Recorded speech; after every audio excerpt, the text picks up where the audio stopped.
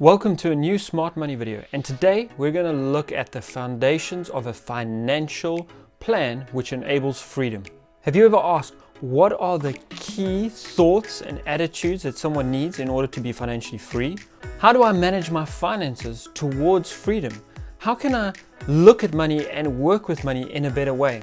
Many people struggle to work with money. They tend to earn a reasonable salary and get a fair amount of money in, but at the end of the day, and the end of the month and the end of the year, they've made no financial progress. And this is because they do not understand the hierarchy of finance, and they also might not understand how to build a financial IQ. And that's what we're going to cover in this video: how to increase your financial IQ and how to build a plan which has solid foundations that enables you to work towards financial freedom. If you like to watch videos on finance, personal growth and business, please consider subscribing to the channel. Okay, so there are 5 key financial structures that you need to understand in order to increase your financial IQ.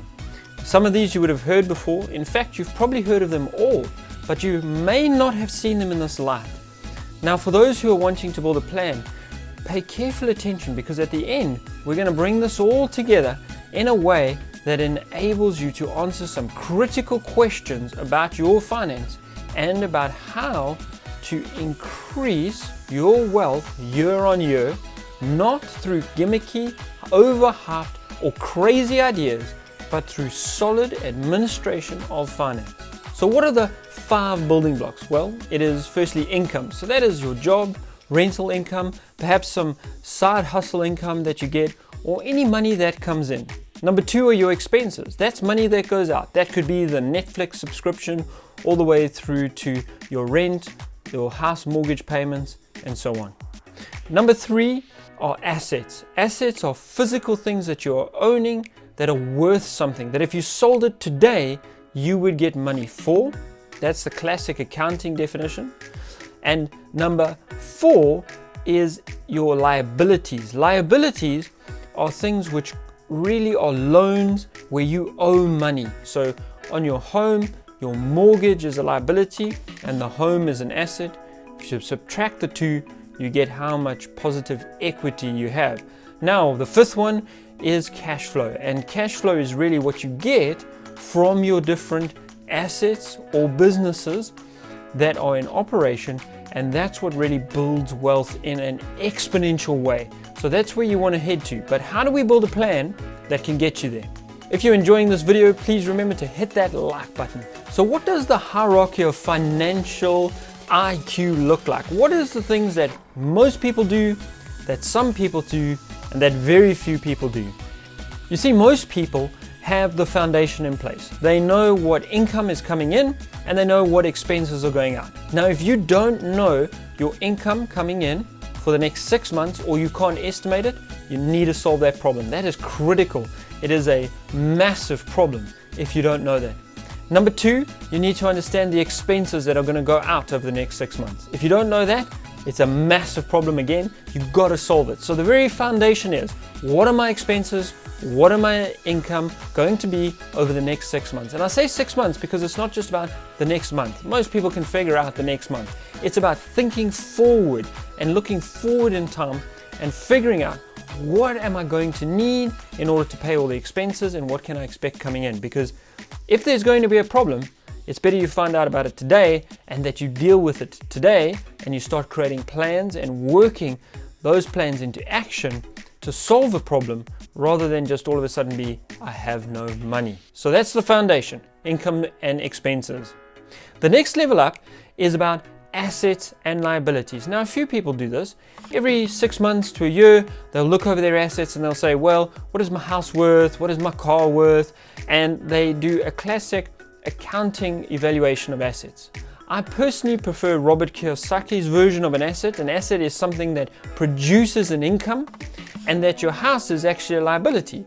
Now, why does he say that? He says that because when you own a house, and for those of us who have owned houses know that actually there's a lot of maintenance that goes on. Not only that, you get fantastic ideas on how to make your living space better. If you were renting, you might not spend that money. So here we have a house which is physically, from an accounting perspective, an asset, but actually when it comes to day-to-day living, it's an expense. That all costs money. Anything that's costing money and that takes money out of your pocket is a liability. And that is what Robert Kiyosaki has as his framework. I must say I agree with that wholeheartedly. It makes perfect sense. You want assets that put money in your pocket, not that take it out. And the moment you own something like a house, there's a temptation to spend lots of money on it. So be very careful. But the next layer is understanding your assets and understanding your liabilities. Know exactly how much money you owe. That if today the books were done and you had to account for and sell everything you own and pay back everything you owe, what would that be? Do you know the difference? And is your difference positive or negative? If the difference is negative, you need to reflect very carefully on how you've been spending and what you've been spending on, because possibly you've been buying the wrong things and they've depreciated, lost value too quickly. And that means now you're actually not able to sell and settle all your debts, which is a very bad place to be. So second foundation is understanding where are you with your assets and liabilities. So that's the second layer of the pyramid. Now, what is the very top of the pyramid?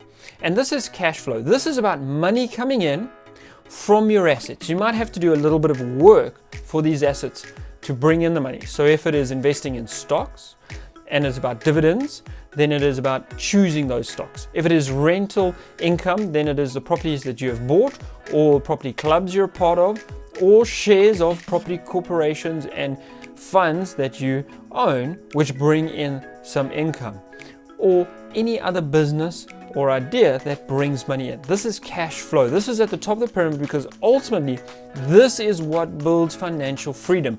And the moment you have enough cash flow coming in that your monthly expenses are covered, you're free financially. That's the definition of financial freedom. Financial freedom is when your money coming in from your different assets, not from your job, not from heavy and intensive work or business that you're running, but just from assets and perhaps a passive or semi-passive income streams. When that money exceeds the amount of expenses you have, you're free. At that point in time, you are financially free and have achieved what 99.9% of the world cannot achieve. So at that point, it's like celebration, well done. So now how do we get towards this place on the top of the pyramid? And really there is one key question you need to keep asking yourself, and you got to say, what assets can I own that'll bring money in? If you continuously focus on that question in your life, you're actually going to start to see and observe and notice things you never did. Now for myself and for my wife, when we first started this, we did not notice very many opportunities. In fact, I thought this is rubbish. It is a scam. It's impossible. You need so much money. But actually after month one, I had 1 or 2 reasonable ideas. And after 3 months, I had 5 or 6 good ideas. And then as the years went by, you just get more and more ideas until it's almost silly and you're like, actually there are too many ideas. I don't have the time or the money to pursue all of these ideas. And you start to just share ideas and give them away, because at the end of the day, you want other people to succeed as well. You want your friends to succeed. You want your family to succeed. So you will share those ideas with them because the ideas themselves are bountiful. There are enough opportunities. And that comes back to an abundance mindset. I did a video on that, and it's quite a psychological principle. So you want to have an abundance mindset. You want to be looking out for opportunities, but you want to ask this question: what assets can I acquire which will bring money in every month? That needs to be your chief financial question that you're asking yourself. If you need a second question, I would say it's this: what expenses, what monthly expenses can I get rid of? Because the lower your monthly expenses are, the less you have to get in passive income until you're financially free. But when you are financially free, you will have so much more time, or you will be able to still work and take all of the money that you earn from your job and put it into more assets. And you can see this becomes like a compounding effect in your favor, and the returns become exponential. So that's why you want to get to the top of the pyramid, where you have cash coming in and where you get financially free, you're able to then deploy your cash into buying more assets, and you're not spending the money, so then you can buy even more assets with the money from the assets, and it just builds itself upwards.